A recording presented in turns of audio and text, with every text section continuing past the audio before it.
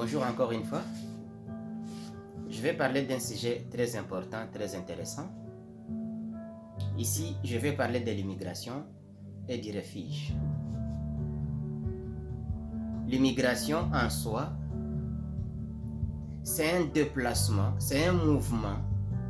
Les gens se déplacent par leur propre volonté. Avec leur propre volonté, ils décident de quitter leur zone de confort. Ils décident de quitter une province, ils décident de quitter un pays pour aller s'installer à un nouvel endroit, pour aller s'installer dans un autre pays, dans une autre province. Ils y vont selon leur volonté. Ils décident d'aller s'installer à une nouvelle place. Mais un réfugié, ou bien le refuge, c'est aussi un déplacement d'une personne, d'un groupe d'individus, d'une communauté. Mais le déplacement ici est forcé. La personne ne décide pas de lui-même de quitter sa place, de quitter sa province pour une autre province ou bien de quitter son pays pour un autre pays. Mais ici, la personne est forcée. Soit par une catastrophe naturelle, soit la personne est forcée par la guerre ou des conflits, et là, la personne va être dans l'obligation de pouvoir quitter là où il vivait pour aller s'installer à une autre place.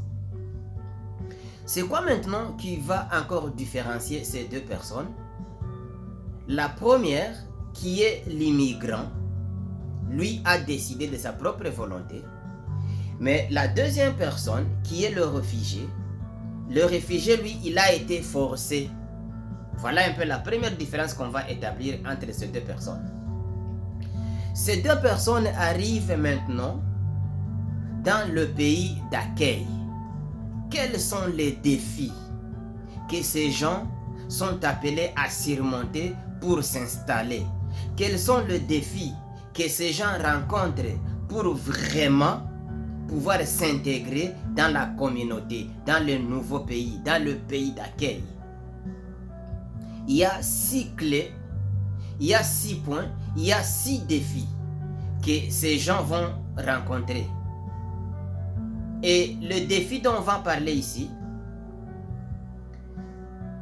le réfugié, lui, comme l'immigrant, le premier défi, ça va être la combinaison du travail et les études. Ça va être le point numéro 1. Et le point numéro 2, ça va être les stéréotypes et les fausses idées.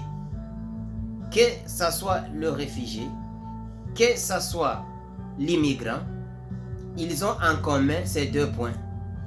Les stéréotypes et les fausses idées, mais aussi la combinaison entre les études et le travail. Les deux défis ici vont faire assez que cette population, cette personne va avoir une difficulté d'intégration. Et à part ça, il y a aussi le fait de pouvoir garder sa santé mentale. Ici, je fais allusion à la personne qui est réfugiée. Je fais allusion à une communauté qui a été forcée à quitter sa place pour une nouvelle place à cause de stress, à cause de traumatisme, à cause des deuils du pays, à cause des situations qu'ils ont traversées. La personne est traumatisée et il va garder tout ça en tête et ça va faire assez que la personne va avoir une difficulté d'intégration. Contrairement à l'immigrant, lui, il n'a pas vraiment de santé mentale parce que c'est une personne qui a décidé de pouvoir quitter sa place. Il y a d'autres il y a d'autres clés, il y a d'autres défis qu'on va parler dans la vidéo qui va venir. Merci, au revoir, ciao.